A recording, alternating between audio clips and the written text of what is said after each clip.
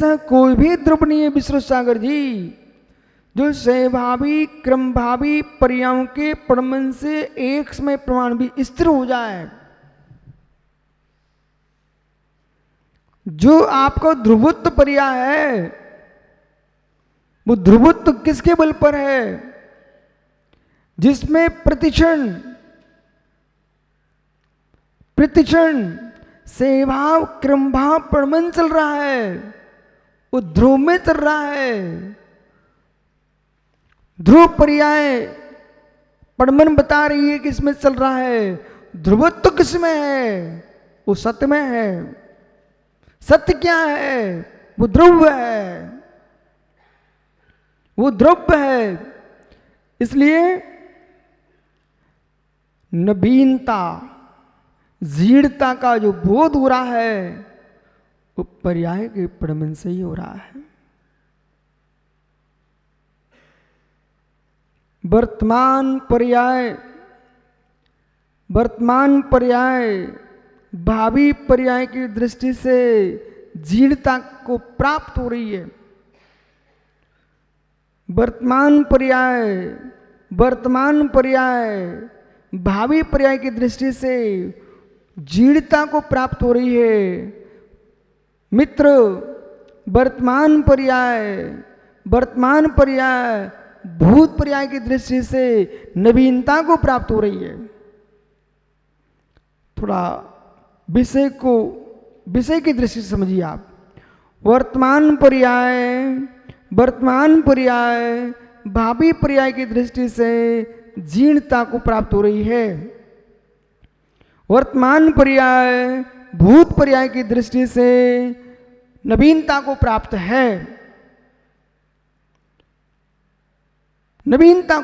है।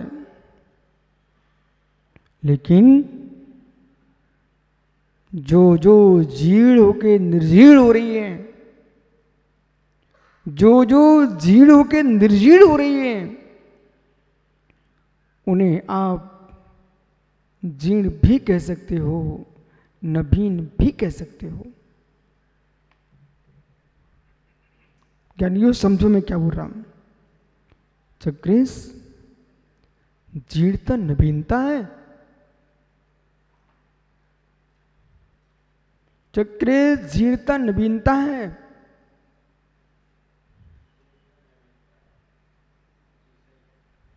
नहीं समझता जगत।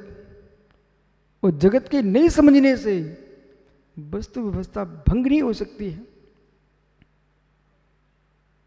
जीर्णता भोला नवीनता है। आप लोग चिंतन करो, फिर मैं आपसे बात करता हूं।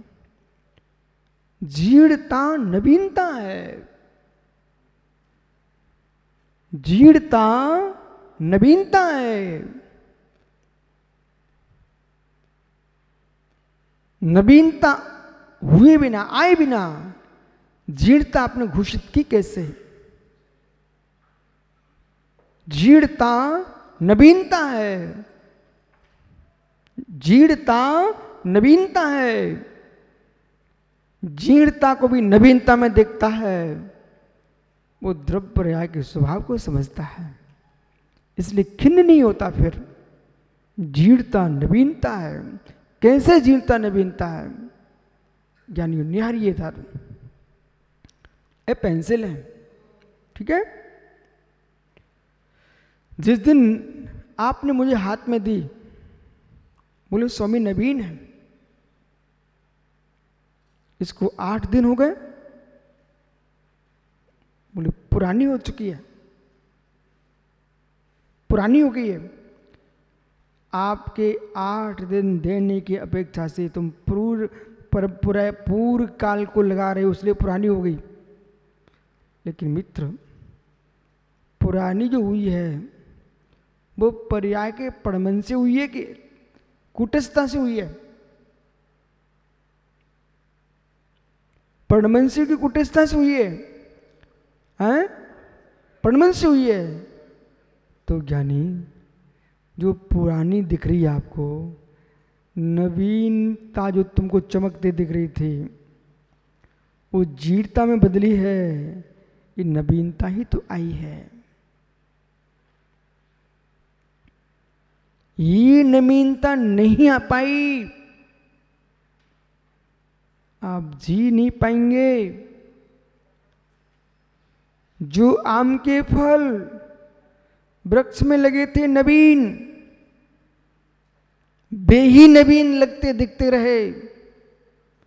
आज मीठा आम नहीं खा पाओगे। अब आम पुराना हो गया, अब आम पुराना हो गया। बहुत सरल दृष्टांत आप पकड़िए। अब आम पुराना हो गया। जिस दिन से अमिया आई थी उस दिन से आप तदायु प्रमाण स्थूल सूतने से देख रहे हो। इसलिए आम चक्रेश धर देखो भाई, आम पुराना हो गया। आम पुराना हो गया कि आम नया भी हो गया। बोला बोलो, आम पुराना हो गया कि आम नवीन हो गया। मित्र, जिस दिन से आम डाली पर आया था बौर में, उस दिन की अपेक्षा से उसे आप पुराना भी कहेंगे। पर सत्य ये भी है, आम नया हुआ है। पहले पुराने आम में खट्टापन था, अब नई पर्याय में मीठापन आया है। आम में नवीनता आई है, नवीन पर्याय आई है। पहले हरी पर्याय थी, हरा वर्ण था, आज पीला वर्ण हो चुका है। न आम नवीन भी हुआ है।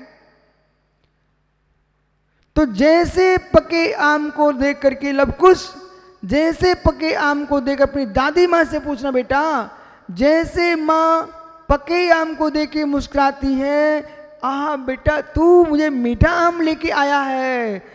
जैसे माँ दादी माँ तेरी कहती बेटा मीठा आम लेके आया है, ऐसे करके तू अपनी दादी माँ से कहना, माँ तू नवीन माँ बन के आई है। बोले कैसे बेटा कहता, माँ मैं नवीन आई हूँ। माँ इसलिए नवीन आई हो, तुम नवीन नवीन अनुभव लेके मीठी बनी हो।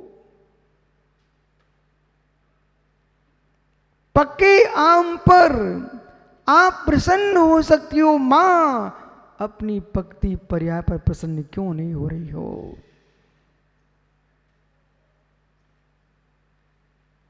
पक्ति पर्याय पर प्रसन्न क्यों नहीं हो रही। गहरे में जाइए। एक गाथा 9 की व्याख्या चल रही है। आप अपनी पकी पर्याय पर प्रसन्न क्यों नहीं हो। आम पका होता तो मीठा होता कि नहीं होता है, आम कच्चा होता खट्टा होता कि नहीं होता है। ऐसी बाल अवस्था कच्ची होती कि नहीं होती है, अनुभव शून्य होती कि नहीं होती है। वृद्ध अवस्था पकने पर वृद्धों को रोना नहीं चाहिए, मुस्कुराना चाहिए। कि जैसे आप अपने दादा को देखते थे, बूढ़े दादा को, अनंग सागर जी जैसे आप अपने बूढ़े दादा को देख करके उनसे मुस्कुरा गोद में बैठ करके अनुभव लेते थे, आज मित्र अपनी वृद्ध अवस्था देख करके अपनी गोद का वेदन कीजिए कि मैं वृद्ध हो रहा हूं, मैं वृद्ध हो रहा हूं, वृद्ध हो रहा हूं, बूढ़ा हो रहा हूं। ऐसा कह के रोना आएगा, मैं नवीन हो रहा हूं, मुस्कुराना आएगा। क्या नवीन अनुभव नहीं है वृद्ध अवस्था के? ऐसा कौन सा वृद्ध है जिसको अपनी वृद्ध अवस्था के पुराने अनुभव है इस पर्याय में? ऐसा कौन सा वृद्ध है जिसको अपनी वर्तमान की पर्याय में वृद्ध अवस्था का पुराना अनुभव आ रहा हो? यदि बूढ़े भी हो ना, आपको नया ही अनुभव आ रहा है। ओहो अब चल नहीं पाते, पहले मेरे मित्र दौड़ते थे, पानी निकलता जमीन से, अब पानी शरीर से निकलना प्रारंभ हो गया है, कमर पर हाथ रख के चलना पड़ता है। पहले मेरे मित्र जहाँ तुम हाथ रखते थे वहाँ लोग पिचक जाते थे, आज तुम जहाँ हाथ रखते शरीर ही पिचकता मिलता है। ये नवीन अनुभव है कि नहीं?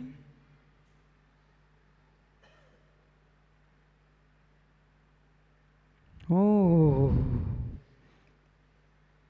अपनी पर्याय की भी अनुभूति नहीं ले पाए तो आत्मा की क्या अनुभूति ले पाएंगे आप? सत्य को तो स्वीकारो मित्र, सत्य को तो स्वीकारो मित्र, पंचाशी का लिखने का उद्देश्य कुंदकुंद देव का यही था कि जिन्हों को सत्य का निर्णय नहीं है, सत्य का बोध नहीं है, जिनके चिंतन नहीं चलते, जिनकी बुद्धियां नहीं चलती है, उनको मैं प्रमेय दे रहा हूं, आप इसको समझिए। यदि बोला बेटा दर्द भी होता पैरों में, आज तुमको अमृत मिल गया, औषधि मिल गई,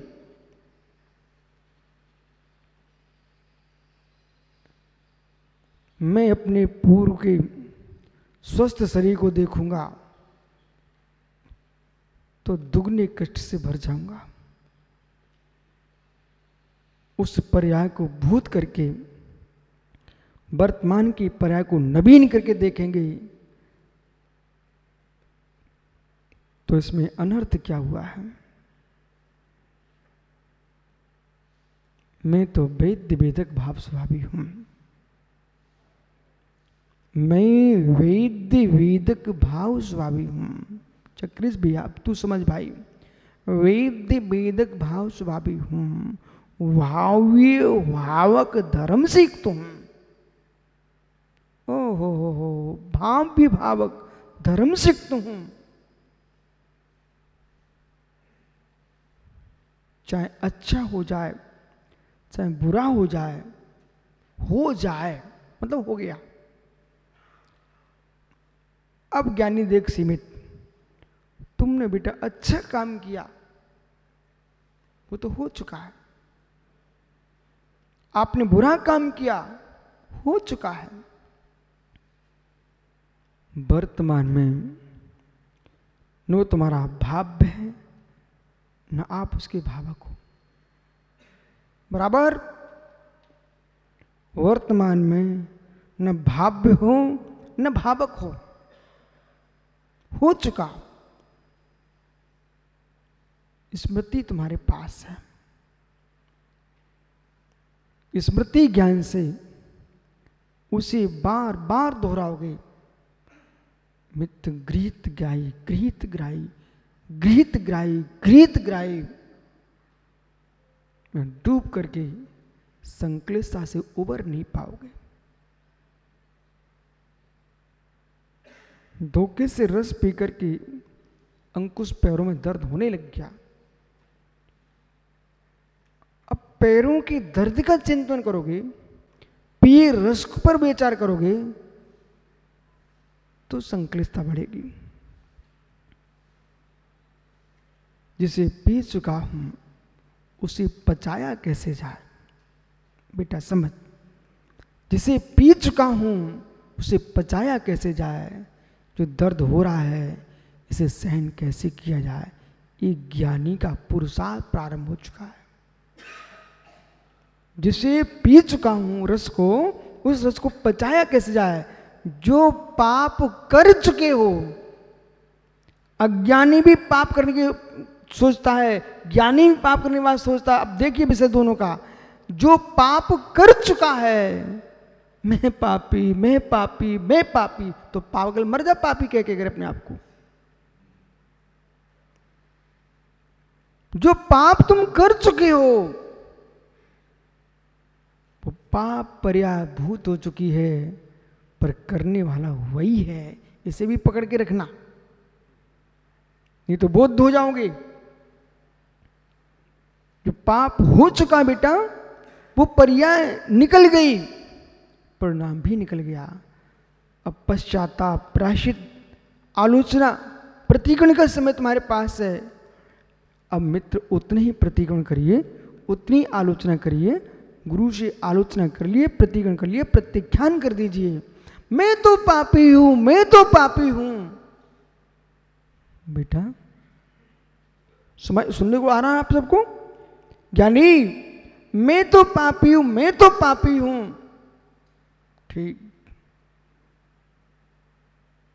ज्ञानी ए बटुक,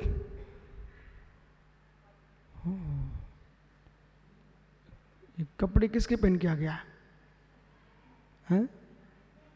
जरा सुगंध आ रही कि दुर्गंध आ रही? बास आ रही क्या कपड़ों में? नहीं आ रही है। गंदे थे इसलिए धो लिए कि धुले थे इसलिए गंदे हो गए हैं? पहले से धुले हुए थे। ज्ञानी, जिस दिन तेरे कपड़े गंदे हो जाएंगे उस दिन क्या करोगे? ऐसे लेना कपड़े को हाथ में, ठीक है, और टीकम गढ़ के पूरे बाजार में घूमना तू अपने में, और राजमहल पे खड़े होकर के चिल्लाना मेरे कपड़े गंदे हैं, मेरे कपड़े गंदे हैं। ठीक है बेटा? जो तुम्हारे टीकम राजमहल है ना, उसकी दीवार पर खड़े हो जाना बेटा, और कहना जोर जोर से मेरे कपड़े गंदे, मेरे कपड़े गंदे हैं।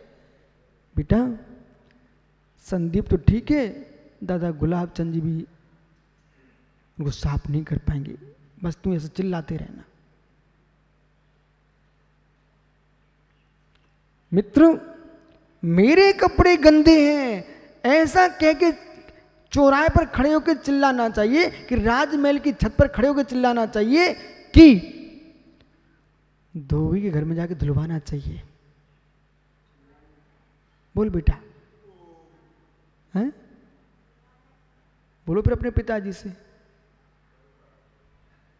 ऐसा बोल ज्ञानी, ऐसा बोल ज्ञानी।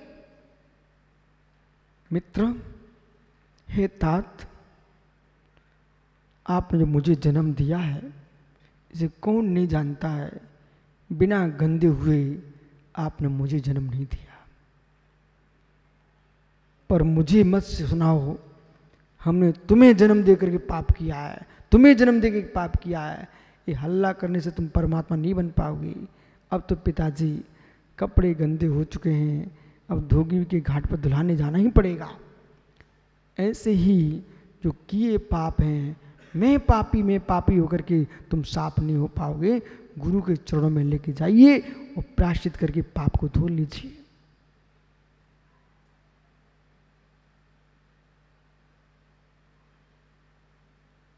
मैं पापी हूं, और मैं पापी कह करके व्यक्ति चक्र डिप्रेशन में चला गया, पागल हो गया। मैं पापी हूं, उतना समय ही नहीं दिया कि पाप धो सकूं। मैं पापी हूं। मैं बहुत संभल के समझा रहा हूं आप सबको और पूरे देश को कह रहा हूं, दोष हो सकते तुमसे, दोष में घुसने से दोष नहीं मिटेंगे, दोष को दूर करने का उपाय खोजिए। विषय क्या है मित्र? विषय क्या है मित्र? द्रव्यदि जो द्रव्य हैं वे गमन कर रहे हैं, प्राप्त हो रहे हैं। मित्र, जीर्ण भी नवीन है, नवीन भी जीर्ण है।